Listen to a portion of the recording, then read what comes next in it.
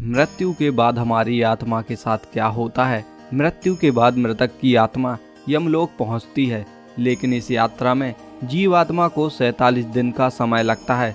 और इन दिनों में आत्मा के साथ क्या क्या होता है, तो आइए जानते हैं। गरुड़ पुराण के अनुसार मृत्यु जीवन का अटल सत्य है, यानी जिसका जन्म हुआ है उसकी मृत्यु निश्चित है। पृथ्वी पर आए हर एक जीव को इस लोक को छोड़कर जाना पड़ता है। भगवान कृष्ण ने भी गीता में आत्मा के बारे में उपदेश दिया है कि शरीर नश्वर है और आत्मा अमर होती है, यानी मृत्यु के बाद शरीर भले ही नष्ट हो जाता है लेकिन आत्मा जीवित रहती है। तो क्या आपको पता है मृत्यु के बाद आत्मा का क्या होता है। गरुड़ पुराण के अनुसार भगवान विष्णु के वाहन पक्षीराज पूछते हैं कि नारायण मृत्यु के बाद आत्मा का क्या होता है और आत्मा कितने दिनों के बाद यमलोक पहुंचती है। गरुड़ पुराण के सवाल का जवाब देते हुए भगवान विष्णु कहते हैं, मृत्यु के बाद जीवात्मा को यमलोक तक की यात्रा करने में पूरे 47 दिन लग जाते हैं। इन 47 दिनों के दौरान उसे कई तरह की यातनाओं का सामना भी करना पड़ता है। तो आइए जानते हैं मृत्यु के पहले मिलते हैं ये संकेत। भगवान बताते हैं कि जब किसी की मृत्यु नजदीक होती है तो सबसे पहले व्यक्ति की आवाज जाती है।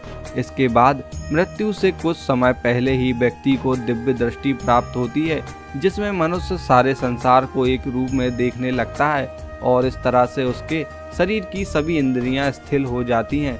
जब व्यक्ति की मृत्यु हो जाती है तो यमलोक से 2 दूत आते हैं और दूतों को देख आत्मा शरीर का त्याग कर बाहर निकल जाती है। आत्मा के शरीर त्यागने के बाद यमराज के दूत आत्मा के गले में पास बांध देते हैं और उसे यमलोक ले जाते हैं। और क्या आपको पता है कि मृत्यु के बाद तेहरवी और पिंडदान क्यों जरूरी है। मृतक व्यक्ति ने यदि अपने जीवन में पाप कर्म किए होंगे तो यमदूत पापी आत्मा को गर्म वायु और अंधेरे रास्ते से यमलोक ले जाते हैं और मार्ग में उसे कई तरह की यातनाएं झेलनी पड़ती हैं। इसके बाद आत्मा को आकाश मार्ग से वापस उसके घर छोड़ दिया जाता है। कहा जाता है मृत्यु के बाद मृतक की आत्मा अपने परिवार वालों के साथ पूरे 13 दिनों तक रहती है और मृत्यु के बाद होने वाली अंतिम क्रियाओं और रस्मों को देखती है। 13 दिन बाद जब आत्मा का पिंडदान, तेरवी और ब्राह्मण भोज आदि किया जाता है तो इसके बाद यमराज के यमदूत आत्मा को फिर से लेने के लिए आते हैं। इसलिए हिंदू धर्म में किसी की मृत्यु के बाद 13वीं और 10 दिनों तक पिंडदान करना जरूरी माना गया है, क्योंकि इससे आत्मा को यमलोक तक की यात्रा करने के लिए शक्ति मिलती है। लेकिन इसके बाद भी यमलोक तक की यात्रा आत्मा के लिए आसान नहीं होती और मृत्यु के बाद 47 दिनों में आत्मा को बहुत कुछ सहना पड़ता है।